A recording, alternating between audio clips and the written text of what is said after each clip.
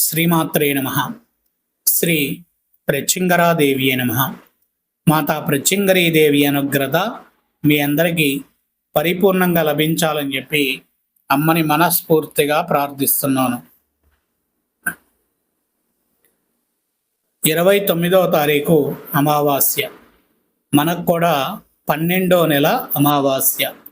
గత ఉగాది నుండి ఈ ఉగాది వరకు 12 నెలలు అమావాస్య పూజాది కార్యక్రమాన్ని పూర్తి చేసుకుంటున్నాము.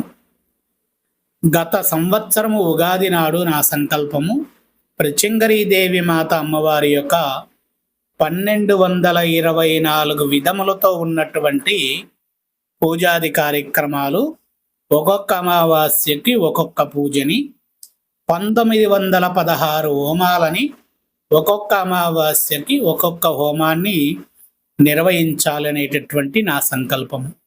అటువంటి సంకల్ప విధానములో మన కృత్య ప్రత్యంగరాదేవి తంత్ర విధానములో ఇది 12వ హోమము, 12వ అమావాస్య. ఈ 12వ పూజ ఏంటి అనంటే లలితాదేవితో ఆరాధన చేసేటటువంటి విధానము. లలితాదేవితో అనుసంధానముగా కృత్య ప్రత్యంగరాదేవి ఆరాధన హోమ విధానాలు. ఎందుకోసము అనంటే ఆరోగ్యము గురించి. ఆరోగ్యం ఎవరికి అనంటే అందరికీ కాదు, ఒక స్త్రీమూర్తికి. ఆ స్త్రీమూర్తి కూడా వివాహం కానటువంటి స్త్రీలు కాదు, వివాహం అయినాక ఉన్నటువంటి స్త్రీలు కాదు, వివాహమయ్యి పుత్ర సంతాన యోగము కలిగి జన్మనిచ్చినటువంటి తల్లికి. చాలా చోట్ల పిల్లల్ని కన్న తర్వాత ఆ తల్లులు అనారోగ్యాన్ని ఎదుర్కోవాల్సిన పరిస్థితి వస్తూ ఉంటుంది, ఆరోగ్య సమస్య ఉంటూ ఉంటుంది. వారి వారి విధముల్లో ట్రీట్మెంట్ తీసుకుంటూ ఉంటారు. కానీ ఆరోగ్యం అనేటటువంటిది కుదిటిన పడకుండా ఉంటుంది. దాన్ని పూర్వజన్మ కర్మఫలము అని చెప్పవచ్చు. ఆ కర్మఫలాన్ని తొలగించేటటువంటి ఏదైనా విధానం ఉంది అనంటే లలితాదేవి ఆరాధనలో ప్రత్యంగరీ కృత్య తంత్ర విధానములో పంచదశి అనేటటువంటి పూజా విధానముతో విశేషమైనటువంటి ఆరోగ్యాన్ని పొందవచ్చు. అది కూడా ఒక్కసారి కాదు, 14 నెలల పాటు వారు నిర్వహించుకునేటటువంటి విధానము ఉంటుంది. ఒక్కసారి హోమంలో పాల్గొని ఆ తర్వాత 14 నెలలు మేమిచ్చినటువంటి పంచద్రవ్యములు, పసుపు, కుంకుమ, గంధము, అక్షింతలు, పూలు, ఈ ద్రవ్యాలని మేమిస్తాము. ఆ ద్రవ్యాలు తీసుకొని వెళ్ళి ప్రతి అమావాస్య రోజు చీకటి పడ్డాక దీపారాధన చేసి ఆ ద్రవ్యములు 5 ద్రవ్యములు లలితాదేవి మాత చిత్రపటం దగ్గర వేసి అమ్మవారికి నమస్కరించుకొని తెల్లారి ఆ ద్రవ్యములన్నీ కూడా ఒక కప్పులో ఎత్తుకొని మేమిచ్చినటువంటి గంగా జలము ఆ జలంలో కలుపుకొని తిలకధారణ ధరించాలి, నుదిటిన కుంకుమగా ధరించాలి. అలా 14 నెలల పాటు ఈ ద్రవ్యాలని వాడుకుంటే విశేషమైనటువంటి ఆరోగ్య యోగము కలుగుతుంది. హోమం అయిపోయిన తెల్లారి నుండే నుదిటిన మీరు తిలకధారణ ధరించవచ్చు. హోమం అయిపోయిన తెల్లారి నుండి ధరించి మరలా వచ్చే నెల వరకు దాన్ని కంటిన్యూ చేసి మళ్ళీ వచ్చే నెల ఆ ద్రవ్యాలన్నీ వేయాలి. వచ్చే నెలకి పుష్పాలని సూర్యకాంతిలో పెట్టాలి, అక్షింతలు సూర్యకాంతిలో పెట్టి బాగా ఎండిన తర్వాత పౌడర్ లాగా చేసి ఈ 5 ద్రవ్యాలను ఒక ద్రవ్యముగా కలిపి తల్లి చిత్రపటం దగ్గర వేయాలి. 11 సార్లు విశేషమైనటువంటి కృత్య ప్రత్యంగర లలితాదేవి మాత అనుసంధానమైనటువంటి మంత్రం ఉంటుంది. ఆ మంత్రాన్ని ఇస్తాం. 11 సార్లు చదివి చిత్రపటం దగ్గర వేసి నమస్కరించుకోవాలి. నమస్కరించుకొని మరలా తెల్లారిన తర్వాత పాడ్యమి తిథి నుండి ఆ కుంకుమ, ఆ ద్రవ్యము ఏదైతే ఉందో అది తీసుకొని మరలా దాంట్లో గంగాజలాన్ని కలిపి తిలకధారణ చేయాలి. ఇలా కంటిన్యూ చేసుకుంటూ వెళ్తే విశేషమైనటువంటి ఆరోగ్యము కలుగుతుంది. ఇది ఒక విధానమైనటువంటి విధానం.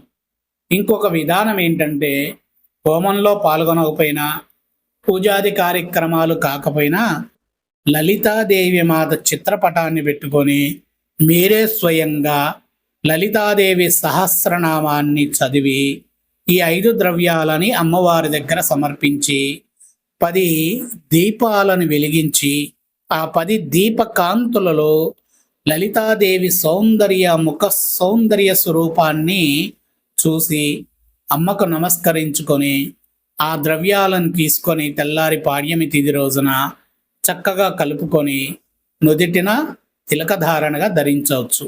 ఈ పంచద్రవ్యాలు శ్రీమూర్తులకు విశేషముగా శిరస్సు భాగాన్నే ఉంటాయి.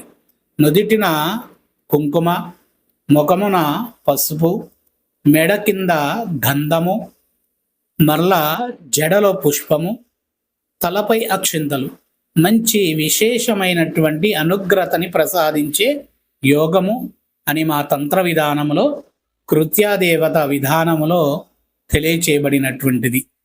ఇది 14 నెలల పాటు మీరు నిర్వహించుకోవచ్చు.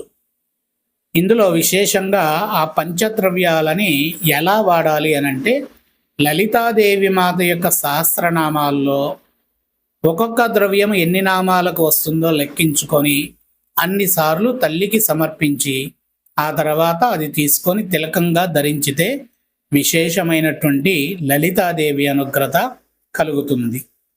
మా విధానములో మా దగ్గరికి ఎవరైనా వచ్చి గురువుగారు మా భార్య బాబుని కానీ పాపని కానీ కన్నాక ఇలా అనారోగ్య స్థితికి గురైపోయింది, చాలా చోట్ల చూపించాను, ఎన్నో విధములైనటువంటి ట్రీట్మెంట్ చేయించాను, ఎటువంటి విధానమైనటువంటి అనుగ్రత లేదు అని చెప్పి తెలియచేసినప్పుడు కృత్యా ప్రత్యంగర తంత్ర విధానంలో 1224 పూజా విధానాల్లో 12వ పూజ అయినటువంటి లలితా పంచదశి పూజా విధానాన్ని ఆరాధించడం జరుగుతుంది, హోమం చేయడం జరుగుతుంది. 14 నెలల పాటు దీపాన్ని వెలిగించేటటువంటి అమావాస్య విధానముతో కొనసాగేటటువంటి విధానం ఉంటుంది. పూజా విధానం అయిపోయిన తెల్లారి నుండి మరలా వచ్చే అమావాస్య లోపల ఆరోగ్యములో విశేషమైనటువంటి యోగాన్ని పొందుతుంది ఆ తల్లి. అటువంటి విధానమైనటువంటి పూజా విధానాలు మన కృత్య ప్రత్యంగరాదేవి తంత్ర విధానంలో ఉన్నాయి.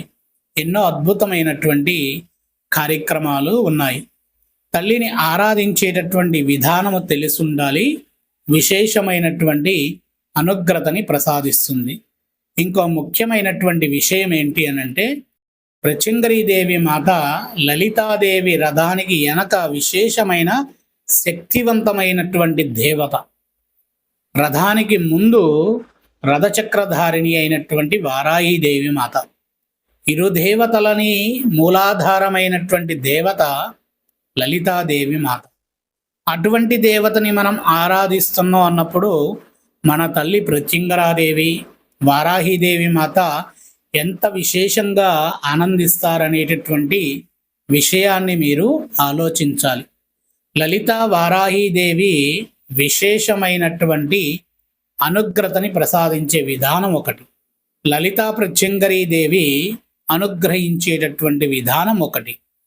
ఈ దేవత యొక్క ఆరాధన మరల సామూహికంగా చేసేటటువంటి విధానం ఏదైనా ఉంది అనంటే నేను 1224 ప్రత్యంగరీదేవి ఆరాధనలు అయిపోయినాకనే మరలా తిరిగి నేను సామూహికంగా ఈ లలితా పంచదశి కృత్య ప్రత్యంగరాదేవి తంత్ర విధానమైనటువంటి హోమాన్ని నిర్వహించడం జరుగుతుంది.